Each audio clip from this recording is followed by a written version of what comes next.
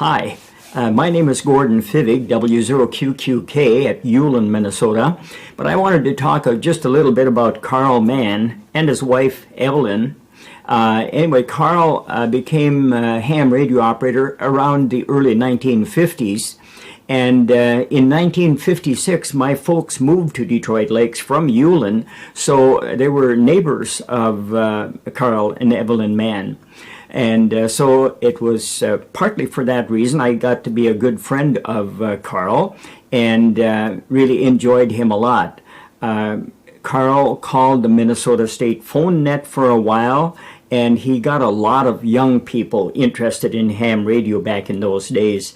Back in the 50s, he'd, well, I don't know if he organized it, but he was among some of the guys that organized radio transmitter hunts on 75 meters, and there's stories to tell about that too. But anyway, he got, I think, some of the people like Leo Peterson, Don Schroeder, Merton Traeger, and Jim Johnson, and many others interested in ham radio. Very nice people, and here's a recording I made of Carl and Evelyn Mann.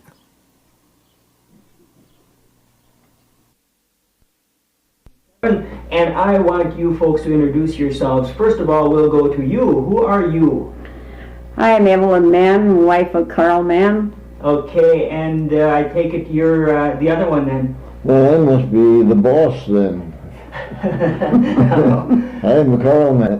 What are your middle names? What's your middle name, Carl? Oh, gosh, that's a hard one. Frederick. Frederick, and how about you, Evelyn? Mine is really strange. Melvini. Malvini, I see.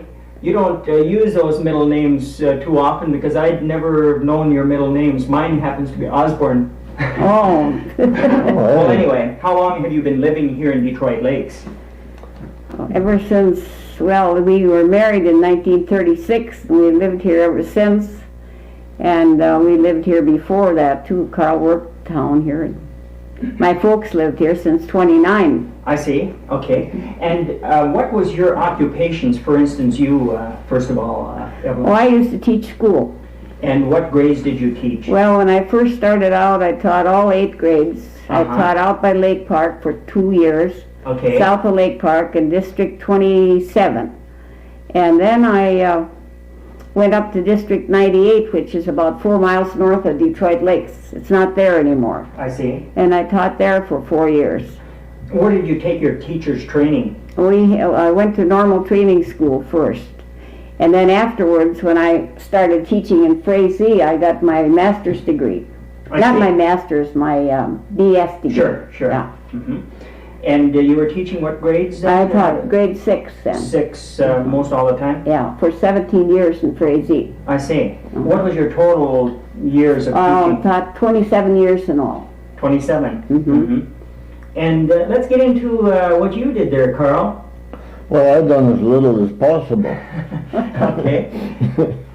You started out, did you grow up on a farm? Yeah, that's right. I was raised on the farm. Ran around there. Drove an old Model T all over the country. Sure. And I suppose that's where you got some of your first mechanic I imagine that's where I got Was it. your dad a mechanic too? Or? No, heck, he didn't even know the difference between a steering wheel and a spare tire. Okay, how many years were you doing that down here? Oh, gosh, it must have been... You worked for Curios first. I must have had the old garage down here about 20 years. I see. Okay. At first I worked for old... Fred Curiel. Oh, yeah, I worked for Fred Curiel for a while here in town. He had a garage right down where the record office is now. I see. So the two of you were in the business then for a while. I was just working for him to start with, and then finally he went out of business. And old Otto Zulik down here got bad where he couldn't run his garage. So I took that over. And finally wound up buying it. Okay. Now let's get into your family. What was your dad and mother's name? First of all, you, Carl.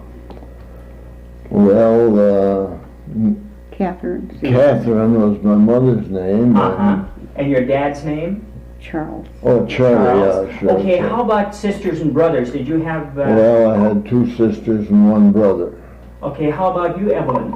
I also had, I had 2 brothers and 1 sister. I see. Hmm.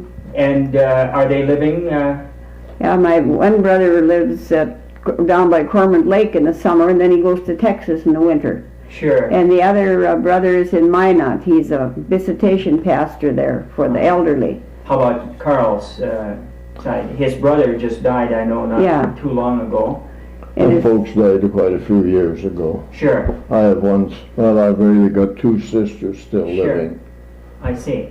How about your family now? Let's talk about your children. How many did you have? Where are they living? How many grandchildren do you have? And just kind of ramble on. well, I tell you, we have 2 sons, and one of them is in Washington. He's married and has a boy and a girl, so we have 2 grandchildren.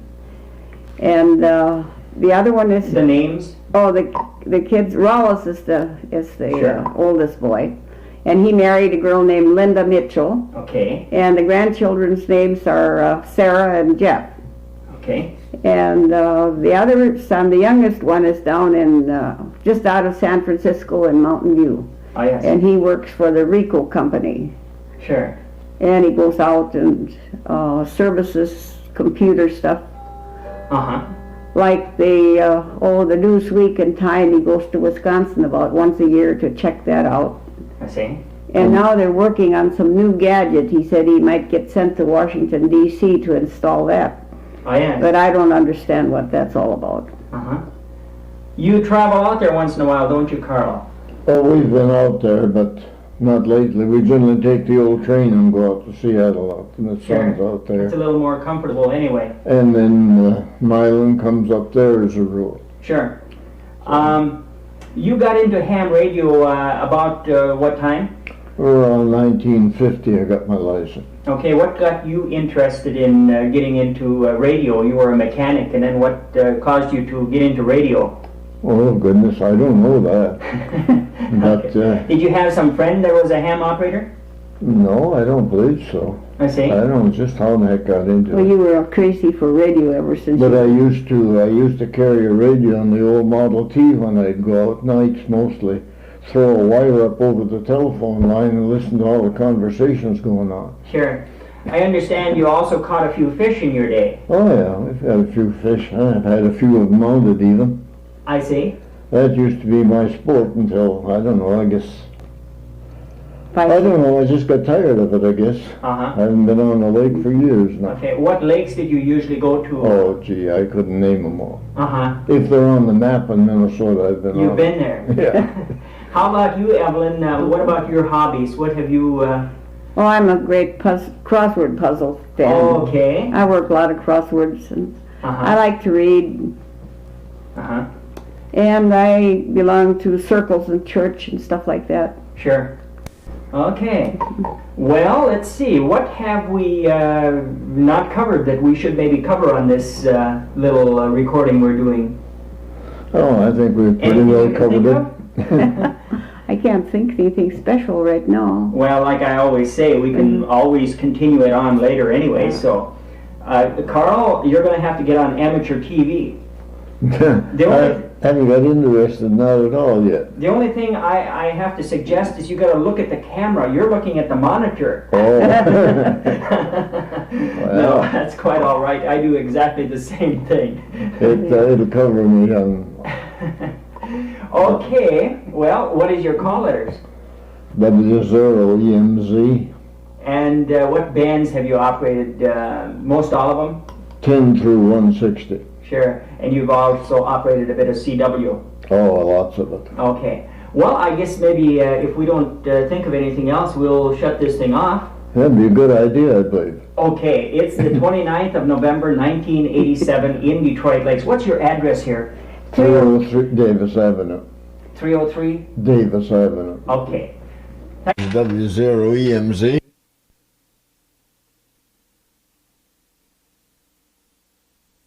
That is W0EMZ. And I don't know, I've been a ham since about 1951, I guess. Built my own rigs to start with. didn't run much power, but we'd get across town anyway. There was a heck of a bunch of us guys here in town. So we used to have a lot of fun. And then after that I built up a bigger rig. I guess used to run close to 500 watts. Something like that in a way. I don't even know now what tubes I had in the final. But that was all AM, of course.